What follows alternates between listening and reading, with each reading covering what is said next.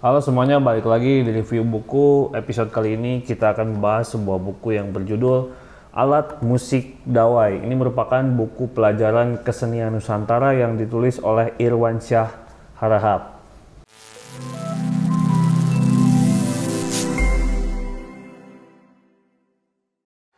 Di bagian awal ada penjelasan tentang alat musik dawai yang disebut juga dengan istilah alat musik senar. Alat musik ini tergolong jenis alat musik kordofon karena bunyi yang dihasilkan bersumber dari getaran dawai. Banyak sekali alat musik dawai yang kita kenal selama ini di dunia. Ada beberapa alat musik dawai yang dijabarkan dan mungkin ada pengklasifikasiannya. Yang pertama seperti contohnya gitar yang banyak sekali digunakan dalam berbagai musik di Indonesia dan rasanya sudah cukup familiar. Kemudian ada biola yang selain digunakan dalam orkestra juga digunakan dalam ensemble musik lain seperti keroncong, ronggeng Melayu, ensemble lagu-lagu naratif di Minangkabau. Kemudian lira, mungkin kita belum pernah mendengar bunyinya. Alat musik ini sering dipakai sebagai ilustrasi seorang malaikat yang memegang lira. Kemudian mandolin digunakan dalam berbagai pertunjukan musik dangdut. Nah, alat-alat musik yang disebutkan barusan, gitar, biola, kemudian lira, kemudian mandolin, itu merupakan alat-alat musik yang berkembang di Eropa, Inggris, Portugis, Belanda, Jerman, dan yang pada akhirnya menyebar pada suku-suku Nusantara melalui jalur perdagangan, penjajahan, maupun misi-misi agama di masa lampau. Meskipun bukan berasal dari budaya Nusantara, alat-alat tadi dijadikan sebagai bagian dari ekspresi musik masyarakat lokal di Indonesia.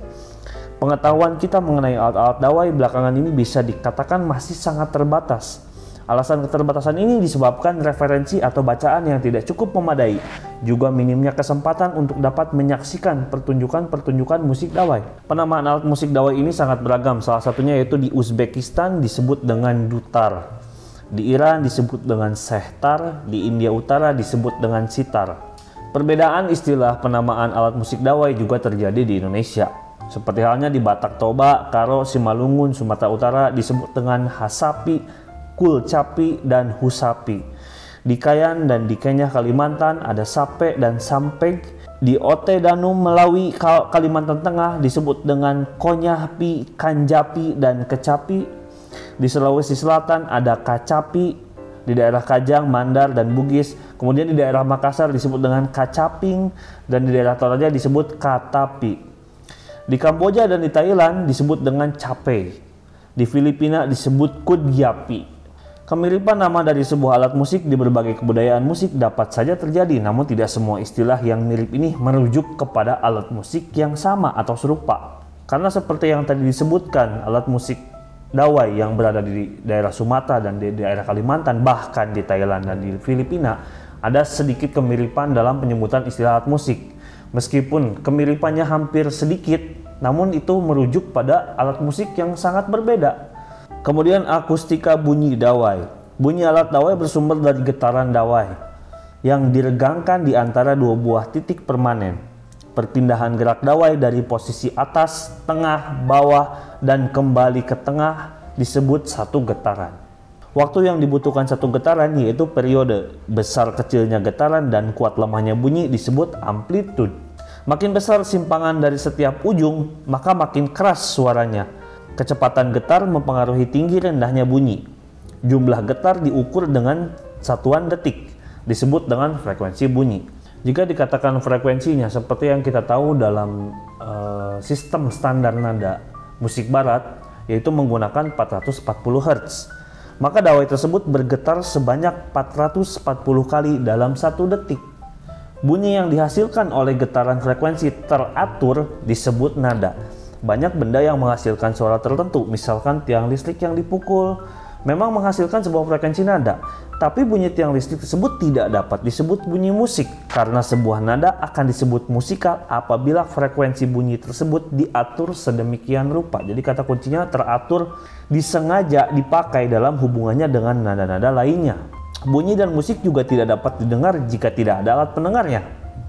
Manusia dan binatang punya alat pendengaran yaitu telinga, yang bisa digunakan mendengarkan bunyi melalui alat penghantar yakni udara, benda padat, dan benda cair.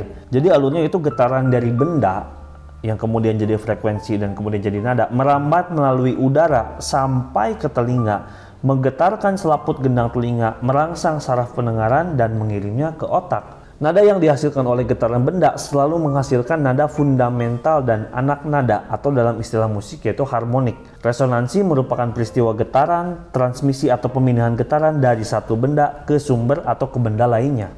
Dalam tradisi musik India, pengelompokan alat musik juga telah tertuang dalam kitab Natya Sastra yang tertulis sekitar 2 abad sebelum Masehi. Yang pertama ada Tata Vadya, lentur, yang merujuk kepada alat dawai.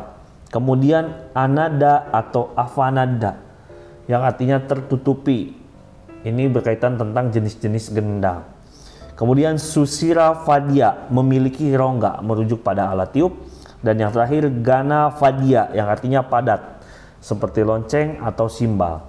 Di sini juga ditulis teori tentang klasifikasi alat musik oleh Sach Hornbostel, yaitu ada membranophone di mana sumber suaranya itu berasal dari membran atau kulit.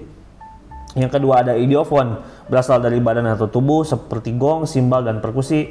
Kemudian ada aerophone yang sumber suaranya melalui udara seperti suling dan saksofon. Yang keempat ada chordophone melalui dawai seperti gitar dan biola. Dan yang terakhir ada elektrophone yang bersumber dari tenaga elektrik seperti keyboard dan drum elektrik. Penggolongan jenis alat musik dapat berdasarkan pada pengidentifikasian terhadap sumber, utamanya bunyi, bagaimana posisi dawai terhadap kotak resonansi suaranya, bagaimana hubungan antara bentuk resonansi, dan apakah memiliki leher atau papan jari atau mungkin fretboard. Karakteristik alat dawai itu tergantung berdasarkan dari jumlah dawainya, kombinasi dawai, materi dawai, ada tidaknya pembatas nada, bridge dawai berpindah atau permanen, penggunaan dawai simpatetis. Ini juga mempengaruhi bagaimana klasifikasi tersebut tentang alat dawai sangat berbeda dalam istilah penyebutannya. Ada juga hal khusus antara satu kebudayaan dengan kebudayaan lainnya yang memiliki kecenderungan umum bagaimana cara memainkan alat dawai. Yang pertama dipetik dengan jari, atau dipetik dengan pemetik, atau mungkin digesek, ditarik atau dicabik, kemudian dipukul, kemudian menggunakan tuts gitu. Itu juga sangat mempengaruhi. Ada beberapa alat musik dawai yang menggunakan nada tunggal, kemudian multinada, nada dawai simpatetis, nada drone, dan nada harmonik. Yang menggunakan nada tunggal salah satunya adalah danbao yang berasal dari Vietnam dan kayagum dari Korea. Alat dawai lainnya yang menggunakan nada tunggal tapi terkadang bisa melakukan permainan dengan membunyikan 2 senar sekaligus seperti hasapi enda di Flores atau mungkin stem bass di Irian. Selanjutnya yang menggunakan kombinasi nada tunggal dan multinada seperti ada ajaeng di Korea, saz di Turki, biwang di Tibet, rebab di Pariaman, biola di Lombok, rebab di Sunda, dan rebab Jawa. Yang menggunakan multinada seperti sistem chord yaitu sasando di Kupang. Selanjutnya alat musik dawai yang menggunakan nada dawai simpatetis. Tujuannya memperkaya warna bunyi melalui resonansi bunyi yang ditimbulkan dari dawai utama saat dipetik. Contohnya yaitu sitar di India dan biola hardanger di Skandinavia. Kemudian nada drone merupakan nada yang berbunyi secara terus-menerus yang dipertahankan lama. Bisa tunggal, bisa juga multinada. Penggunaan nada drone tidak mutlak harus berbunyi, kecuali pada alat flute, tanpura dari India. Contoh lainnya yaitu biwang dari Tibet, samisen dari Jepang, dan sape dari Kalimantan. Berikutnya yaitu tentang konteks budaya. Banyak artefak yang ditemukan di berbagai belahan dunia menunjukkan pentingnya alat dawai sebagai bagian dari ekspresi kebudayaan manusia. Salah satunya di peradaban Mesir di zaman Mesopotamia. Ditemukan alat dawai seperti harpa dan lira pada pahatan lukisan kuno di dinding bebatuan. Di Cina ditemukan gambar seorang dewa yang sedang memainkan alat petik flute pipa. Pada kebudayaan Nusantara, di salah satu dinding Candi Borobudur terdapat relief seorang yang sedang memainkan lute di antara beberapa pemain alat musik lainnya. Peran serta kegunaan alat musik dawai di dalam konteks kehidupan manusia memiliki fungsi yang beragam. Salah satunya sebagai sarana dalam ritual atau peribadatan keagamaan. Berbagai persamaan maupun perbedaan yang terjadi dalam kebudayaan tradisi alat musik dawai di dunia dapat disebabkan oleh banyak hal. Salah satu faktor penyebabnya adalah terjadinya kontak budaya yang berlangsung disebabkan karena ada hubungan perdagangan antar bangsa, kolonialisasi dari suatu bangsa, atau juga melalui proses misionisasi agama-agama yang terjadi pada masa lampau. Untuk lebih lengkapnya silahkan kalian baca langsung buku Alat Musik Dawai oleh Irwansyah harahap. Terima kasih, semoga bermanfaat. Sampai ketemu di review buku selanjutnya.